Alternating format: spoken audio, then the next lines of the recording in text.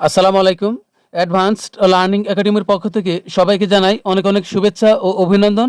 সুপ্রিয় ষষ্ঠ শ্রেণীর শিক্ষার্থীরা, আজ সমাধান করব তোমাদের গণিত বইয়ের অনুশীলনী ৫ অর্থাৎ সরল সমীকরণ এই অধ্যায়ের উদাহরণ ১১। এটা দেওয়া আছে তোমাদের গণিত বইয়ের পৃষ্ঠা ১০২, উদাহরণ ১১।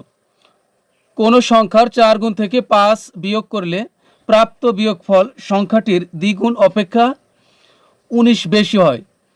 এটা হলো উদ্দীপক। তো এর আলোকে আমাদেরকে এখানে ৩টি অঙ্ক সমাধান করতে হবে, ক, খ এবং গ। তো শুরুতেই আমরা ক নং অঙ্কটি সমাধান করব। ক নং অঙ্কটি সমাধান করার পূর্বে আমাদেরকে কয়েকটি সাধারণ বিষয় অবশ্যই জানতে হবে। যদি তোমাকে প্রশ্ন করা হয় এক্স এর ৪ গুণ কত, তাহলে হবে এই ৪-এর সাথে এক্স গুণ, অর্থাৎ 4x। যদি তোমাকে বলা হয় এক্স এর ৬ গুণ কত, তাহলে আমরা ৬ লিখবো, তার পাশাপাশি এক্স লিখবো, তাহলে হয়ে গেল এটা এক্স এর ৬ গুণ, অর্থাৎ 6x। এরপরে আমরা জানব যে কোনো সংখ্যার সাথে ইংরেজি অক্ষর এভাবে পাশাপাশি অবস্থান করলে ধরে নিব এরা গুণ অবস্থায় আছে, অর্থাৎ 4-এর সাথে এক্স গুণ আকারে আছে। এরপর আমাদেরকে জানতে হবে যে সমানের বাম দিক থেকে যোগ চিহ্ন বা প্লাস চিহ্ন যুক্ত কোনো সংখ্যা যদি সমানের ওই পাশে চলে যায়, তাহলে সেই সংখ্যার আগে বিয়োগ হয়ে যাবে। এরপরে কোনো সংখ্যার আগে যদি বিয়োগ থাকে আর সেটা যদি সমানের ওই পাশে যায়, তাহলে এই বিয়োগ হয়ে যাবে যোগ হয়ে যাবে।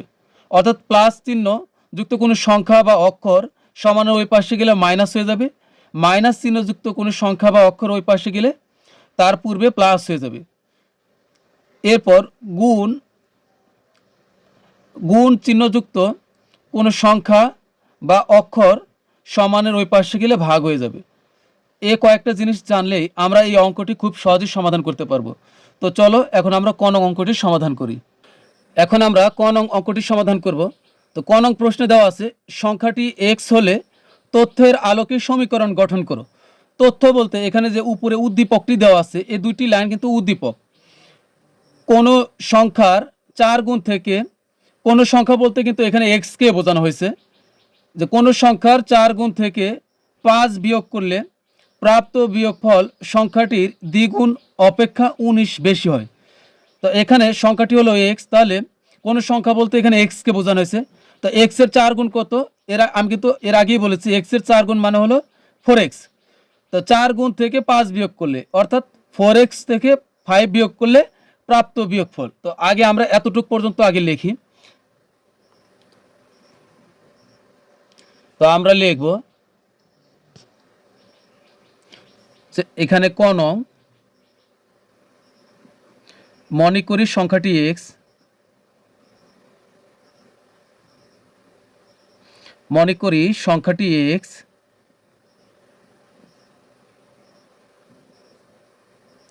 তো এই অঙ্কটি করার সময় তোমরা যত দূর পারো এ হাতের বাম দিকে চেপে তোমরা লিখতে শুরু করবে, তাছাড়া একটু সমস্যা হয়ে যাবে।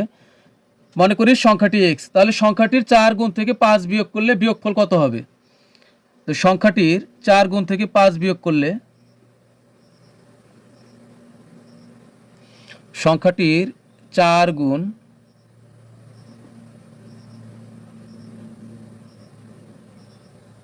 থেকে ৫ বিয়োগ করলে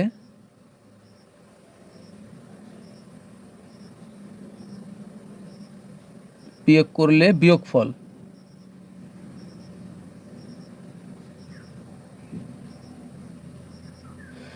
৪ গুণ থেকে ৫ বিয়োগ, তো ৪ গুণ মানে হলো 4x। যদি তোমাকে বলতো ৫ গুণ তাহলে তো 5x। তো যেহেতু বলছে ৪ গুণ, তাহলে হবে 4x বিয়োগ ৫। এটা হলো আমাদের প্রাপ্ত বিয়োগফল। এরপরে দেখো আমাদের কিন্তু এতটুকুর কাজ শেষ, প্রাপ্ত বিয়োগফল। পরে সংখ্যাটির দ্বিগুণ অপেক্ষা ১৯ বেশি। মনে রাখবো যত অঙ্ক আমরা করব, যখন বলবে যে অপেক্ষা এত বেশি, তখন আমরা যোগ করব। দ্বিগুণ অপেক্ষা ১৯ বেশি, তাহলে আমরা দ্বিগুণ মানে হলো 2x, এক্স এর দ্বিগুণ হলো 2x, তে 2x এর সাথে আমরা ১৯ যোগ করব। যদি বলতো দ্বিগুণ অপেক্ষা ১৯ কম, তাহলে আমরা কি করতাম? দ্বিগুণ মানে 2x থেকে আমরা ১৯ বিয়োগ করতাম। যেহেতু বলছে দ্বিগুণ অপেক্ষা ১৯ বেশি, তাহলে এক্সের দ্বিগুণ 2x এর সাথে আমরা 19 যোগ করব। বেশি থাকলে আমরা যোগ করব, বেশি লেখা থাকলে বেশি বললে আমরা যোগ করব। তাহলে সংখ্যাটির দ্বিগুণের সাথে 19 যোগ করলে সংখ্যাটির দ্বিগুণের সাথে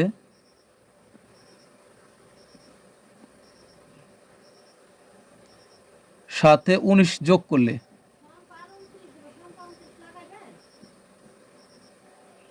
19 যোগ করলে যোগফল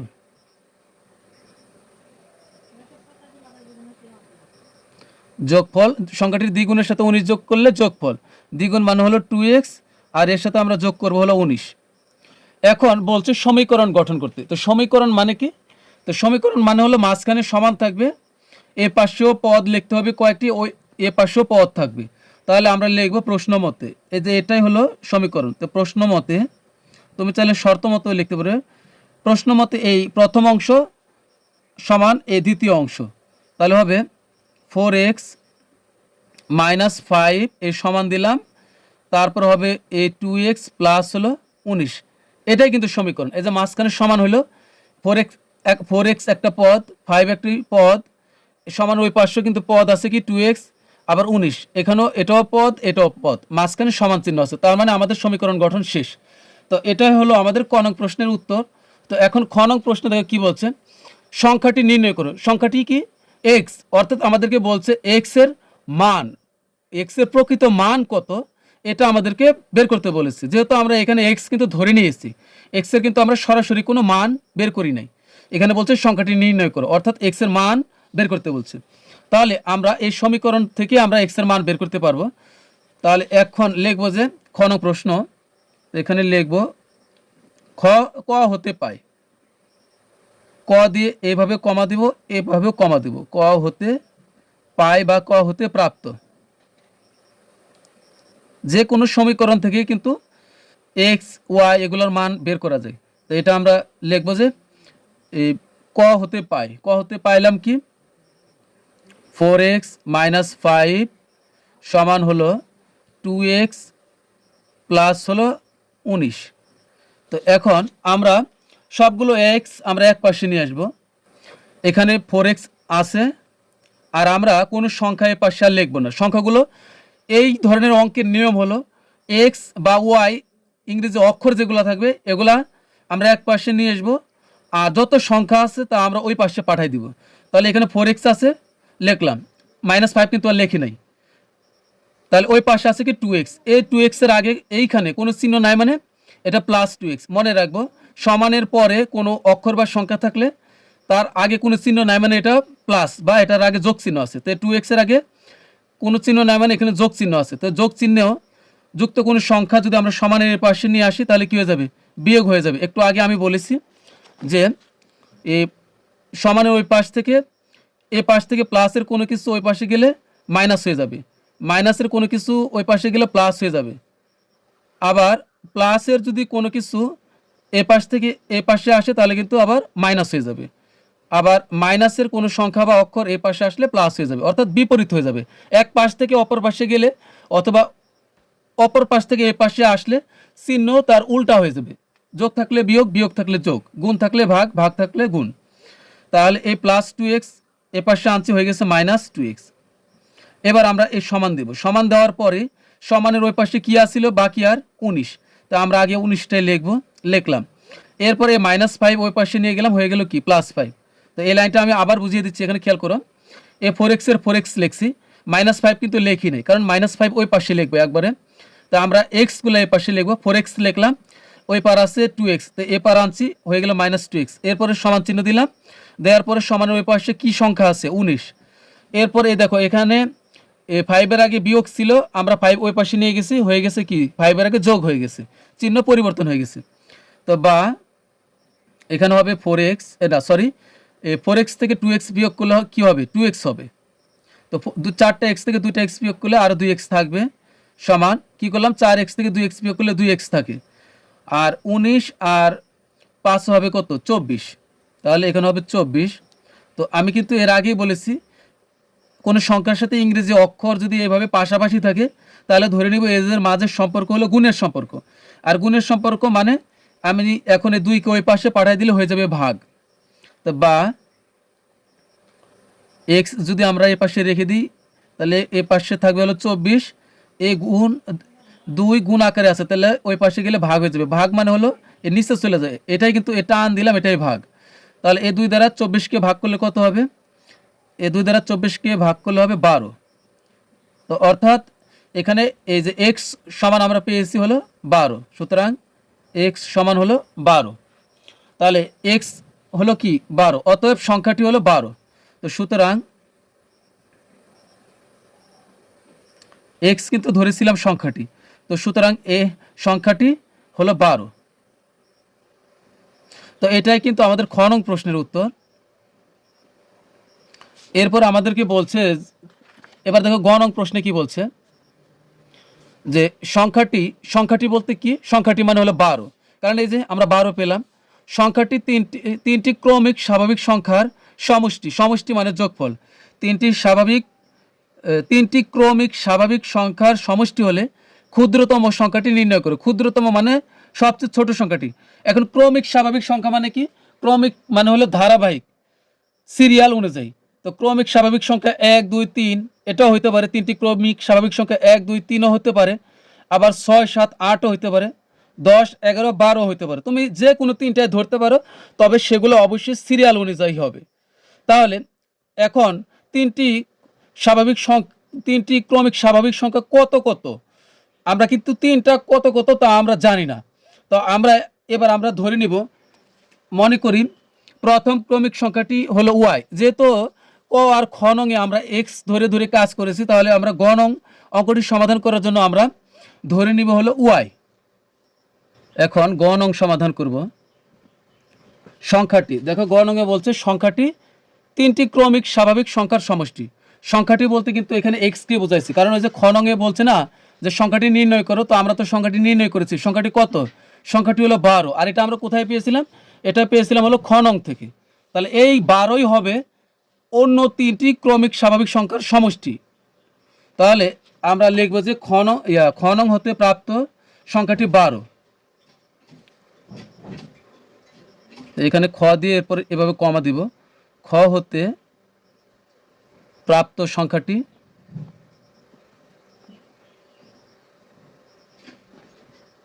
সংখ্যাটি হলো 12। তো এখন আমরা নতুন করে সংখ্যা ধরব, ক্রমিক স্বাভাবিক সংখ্যা ধরব। তো মনে করি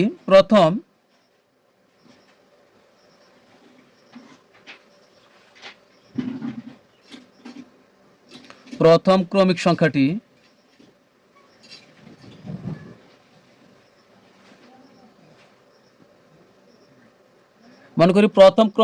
হলো ওয়াই। যেহেতু ক আর খতে আমরা এক্স নিয়ে কাজ করেছি, তাহলে এখন আমরা আর এক্স ধরবো না, ওয়াই ধরবো। তো দ্বিতীয় ক্রমিক সংখ্যাটি হবে তাহলে কত? দ্বিতীয় ক্রমিক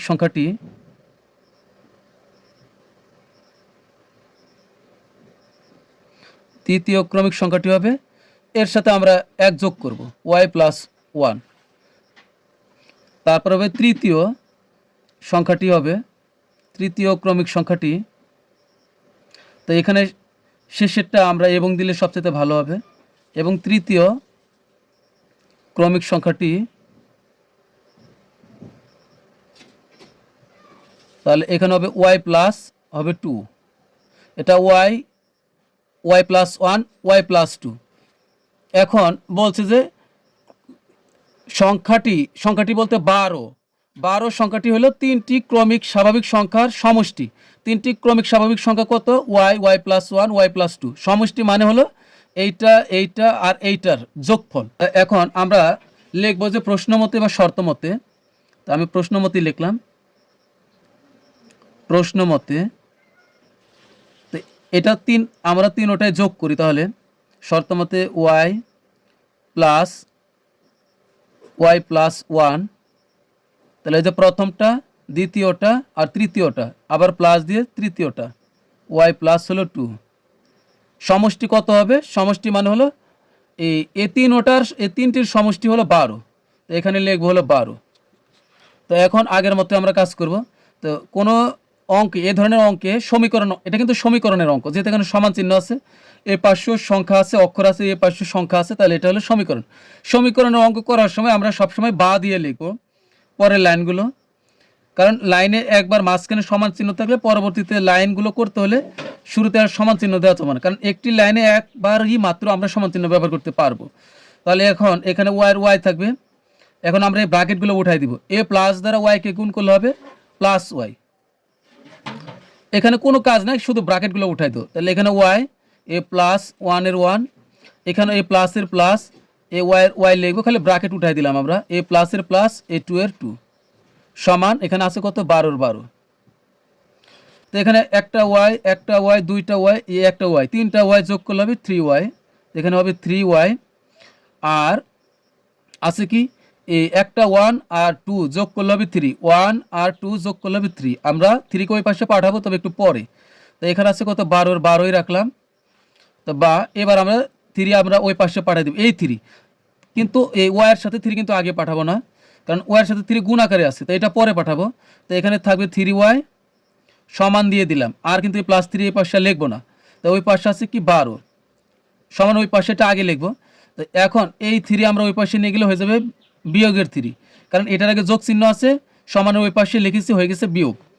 তো বা এখন দেখো এই ওয়াইয়ের সাথে 3 কিন্তু, আচ্ছা এখানে আমরা 3y রাখলাম, 12 থেকে 3 বিয়োগ করলে কত হবে 9 হবে, 9। এখন এই 3 সাথে ওয়াই কিন্তু গুণ অবস্থায় আছে, তা আমরা 3 ওই পাশে পাঠাই দিই। তো এখানে ওয়াই যদি রেখে দিই, ওয়াই আমরা রেখে দিলাম, তাহলে 3 ওই পাশে গেলে ভাগ হয়ে যাবে, যেহেতু গুণ আকারে আছে, ভাগ মানে নিচে চলে যাওয়া, তো 9 ভাগ হলো 3, তো এই টানটা দিলাম, এটাও কিন্তু ভাগ। তো আমরা এই 3 দ্বারা যদি 9কে কাটি, 3 3 হবে 9, তুমি না কাটলেও হবে, ভাগ করলেও হবে। তো সুতরাং ওয়াই সমান হলো 3। আমাদেরকে বলছিল যে ক্ষুদ্রতম সংখ্যাটি নির্ণয় করো। ক্ষুদ্রতম মানে এখানে দেখো, ক্ষুদ্রতম মানে হলো ছোট, ক্ষুদ্রতম মানে ছোট।